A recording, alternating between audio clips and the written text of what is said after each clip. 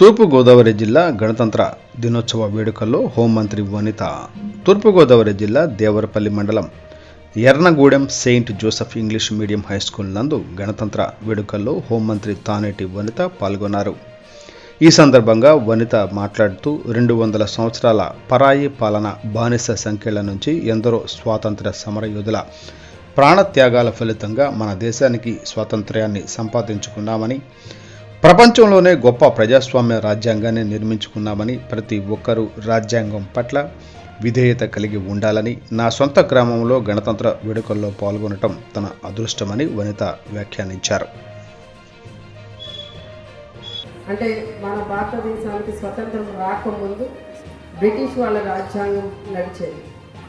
దాన్ని తీసివేసి మన భారతదేశంలో ఎన్నో జాతులు ఉన్నాయి, ఎన్నో మతాలు ఉన్నాయి. వీళ్ళందరూ కూడా కలిసి ఐక్యతగా, సంతోషంగా, శాంతియుతంగా ఈ భారతదేశంలో జీవించాలి అంటే ఒక రాజ్యాంగం ఉండాలని చెప్పి మరి ఎంతోమంది మేధావులు, డాక్టర్ బిఆర్ అంబేద్కర్ అందరూ కలిసి రాజ్యాంగాన్ని రచించారు. ఆ రాజ్యాంగాన్ని ఆమోదించిన దినమే ఈ రోజున జనవరి 26 రిపబ్లిక్ డేగా, తెలుగులో గణతంత్ర దినోత్సవంగా మనం జరుపుకుంటున్నాం. మనకి రాజ్యాంగం ప్రసాదించిన స్వేచ్ఛని, స్వతంత్రాన్ని మనం ఎంతవరకు యూటిలైజ్ చేసుకుంటున్నాం? అలానే ఈ రోజున మన భారతదేశానికి స్వతంత్రం రాకపోతే మన పరిస్థితి ఎలా ఉండేది? మీరు ఇవి ఆలోచించాలి. ఎందుకంటే గట్టిగా ఎవరైనా మన మీద కొంత ప్రెజర్ ఇచ్చేసరికి మనం ఆ కొంత సమయంలోనే చాలా ఇరిటేట్ అవుతుంటాం. ఏంటి వీళ్ళు మనకి ఎంత ప్రెజర్ ఇస్తున్నారు ఏంటి అని.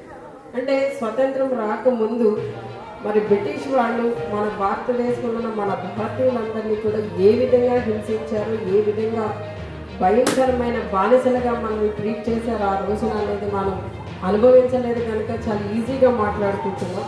కానీ అనుభవించి ఉంటే మనకు ఏదైనా తెలుస్తుంది.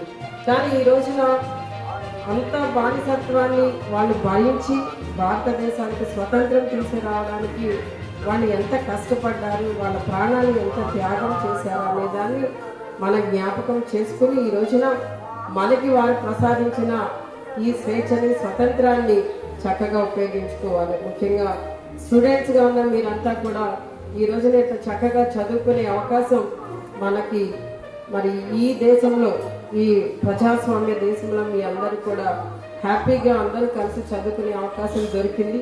ఈ సమయంలో మీరంతా కూడా మీకున్న బాధ్యత ఏంటి అంటే మీరు చదువు మీద ధ్యాస పెట్టడం. చాలామంది పిల్లలు స్కూల్కి రావడం, వెళ్ళడం ఇది కొంత ఒక అలవాటుగా, అది కూడా తల్లిదండ్రులు ప్రెషర్ ఇస్తే వెళ్ళే కొంతమంది పిల్లలు ఉంటారు. దయచేసి మీ తల్లిదండ్రుల కష్టాన్ని అర్థం చేసుకొని వాళ్ళు ఎంత కష్టపడి మిమ్మల్ని చదివిస్తున్నారు అంటే వాళ్ళ పరిస్థితిలో మీరు ఉండకూడదు, మంచిగా ప్రయోజకులుగా ఉండాలని తల్లిదండ్రుల ఆశ ఏదైతే ఉందో ఆ ఆశను మీరు గుర్తించి గౌరవించి, అలానే మీ స్కూల్లో మీ టీచర్స్ ఏదైతే మీకు బోధిస్తున్నారో మరి మీ టీచర్స్కి గౌరవిస్తూ వారు చెప్పిన బోధన